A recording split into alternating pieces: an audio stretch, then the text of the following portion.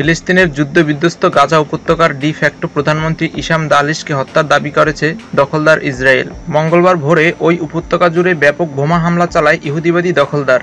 এতে ইসাম দালিশ নিহত হন বলে দাবি ইসরায়েলের। মঙ্গলবার ভোরে গাজার ঘুমন্ত মানুষের উপর বর্বরচিত বোমা হামলা চালায় ইসরায়েলি বাহিনী। এতে 4 শতাধিক মানুষ নিহত হয়েছেন, তাদের মধ্যে অনেকেই নারী ও শিশু। এদিকে গাজায় ইসাম দালিশের পদবি ছিল সরকারের কর্মকাণ্ড পর্যবেক্ষণ কমিটির প্রধান, যা প্রধানমন্ত্রীর সমপর্যায়ের। 2024 সালের জুলাইয়ে ইসরায়েলের হাতে রোহি মুস্তাহার নিহত হওয়ার পর তার স্থলাভিষিক্ত হন হামাসের ডি ফ্যাক্টো প্রধানমন্ত্রী ইসাম দালিশ। ইসরায়েলের প্রতিরক্ষা বাহিনী বলেন, দালিশ গাজা উপত্যকায় হামাস শাসনের কার্যকারিতা নিশ্চিত করা এবং সংগঠনটির সব শাখার মধ্যে সমন্বয়ের দায়িত্বে ছিলেন। আইডিএফ ঘোষণা করেছে, হামাস নিয়ন্ত্রিত গাজা উপত্যকার ডি ফ্যাক্টো প্রধানমন্ত্রী ও গোষ্ঠীটির আরও বেশ কয়েকজন শীর্ষ কর্মকর্তাকে হত্যা করেছে তারা। ইসরায়েলি প্রতিরক্ষা বাহিনীর দাবি, ইসাম দালিশ ছাড়াও গাজার হামাস সরকারের বিচার মন্ত্রণালয়ের মহাপরিচালক আহমেদ আল খাত্তা, উপ-স্বরাষ্ট্রমন্ত্রী মাহমুদ আবু ওয়াফাহ ও অভ্যন্তরীণ নিরাপত্তা বাহিনীর প্রধান বাহজাত আবু সুলতান নিহত হয়েছেন।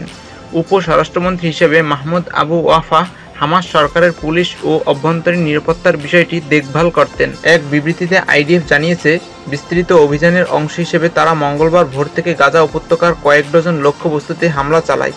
সে সময় তারা হামাসের ওই 4 জ্যেষ্ঠ কর্মকর্তাকে টার্গেট করে হত্যা করেছে। ইসরায়েল বলছে, এই হামলার লক্ষ্য হল হামাসের সামরিক ও সরকারি সক্ষমতাকে আঘাত করা এবং ইসরায়েলের নাগরিকদের জন্য হুমকি দূর করা।